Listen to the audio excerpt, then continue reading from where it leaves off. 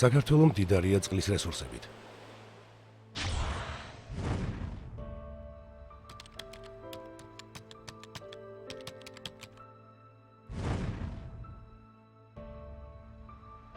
წყლის რესურსები ქვეყნის მასშტაბით არათანაბრად არის განაწილებული და ძირითადად დასავლეთ ნაწილშია თავმოყრილი.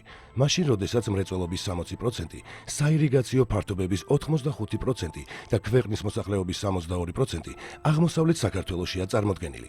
ეს ტერიტორია წყლის რესურსების მნიშვნელოვან სიმცირეს განიცდის. არსებული მონაცემების თანახმად, დღეს გამოყენებული წყლის რესურსის სექტორებს შორის შემდეგნაირად ნაწილდება. სასმელ წყალზე 45% იხარჯება. ირიგაცია წყლის 10%-ს მოიხმარს. მრეწველობაზე წყლის რესურსის 15% მოდის.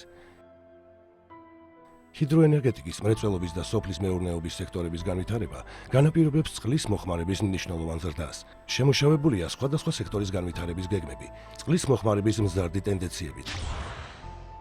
ჰიდროენერგეტიკა საქართველოს მთავრობის პრიორიტეტულ მიმართულებად განიხილება. 2020 წლისთვის ნავარაუდებია დადგმული სიმძლავრის 58%-ით გაზრდა. უკანასკნელ 2 წელიწადში წყალუზრუნველყოფის მიწის ფართობი საქართველოში გაორმაგდა. სხვადასხვა გათვლებით 2020 წლისთვის გასარწყავებული მიწის ფართობი საქართველოში დაახლოებით გასამაგდება. არის თუ არა საკმარისი წყლის არსებული რესურსის სექტორების მზარდი მოთხოვნების დასაკმაყოფილებლად? რამდენად რაციონალურად ხდება წყლის რესურსის გამოყენება? არის თუ არა თანაბრად ხელმისაწვდომი წყალი ყველასთვის? წყალი ისედაც არის. წყლის პრობლემა არ არის, განაწილების პრობლემა გვაქვს. როცა დასალევი წყალი მოგდის სახმარი წყლიდან ცოტას ვაწვდით და ვასხამთ. გასულ წელს იყო გვალვები და ვერ დააკმაყოფილა სოფელი. სარწყავი როცა იყო საჭირო, ყველას კრანები ღია ქონდა და იყრებოდა ხო ეს წყალი. ბოლოში თუ თავში რა ვიცი, ახლა მნიშვნელობა აქვს ვიღაცამ ხო ვერ მიიღო, ვიღაცა ვერ ღებულობდა. ნახევარი სოფელი მაინც ვერ კმაყოფილებოდა სასმელით. არ არის წყალი. არც რაოდენობით არის წყალი, არც ხარისხით. აიმღრება წვიმების დროს მოდის თიხა. ეს წყალი დაილევა. ვაფშე მткиა, მაგრამ აი ან ჭურჭელი გავრეცხოთ, ან საქონელს მივაწოდოთ. დღესდღეობით რეალურად ჩვენ ინფორმაცია რა გვაქვს თუ წყლის რესურსების რა მარაგები გვაქვს რეალურად. დედაქალაქის და რამდენიმე დიდი ქალაქის გამოკლებით არ ხდება წყალმოხმარებლების აღრიცხვა. ასევე არ არსებობს დეტალური და დაზუსტებული ინფორმაცია თუ რა რაოდენობის წყლის მოხმარება ხდება რეალურად სხვადასხვა საწარმოების და ბიზნესის მიერ.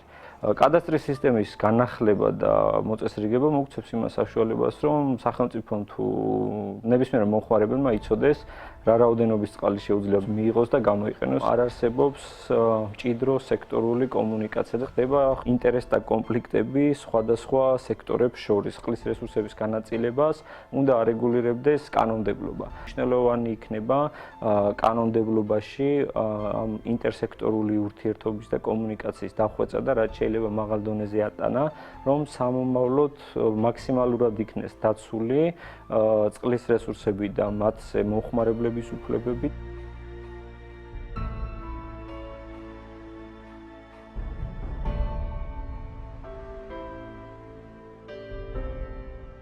ვინ არის წყლის რესურსების მართვა-განკარგვაზე პასუხისმგებელი?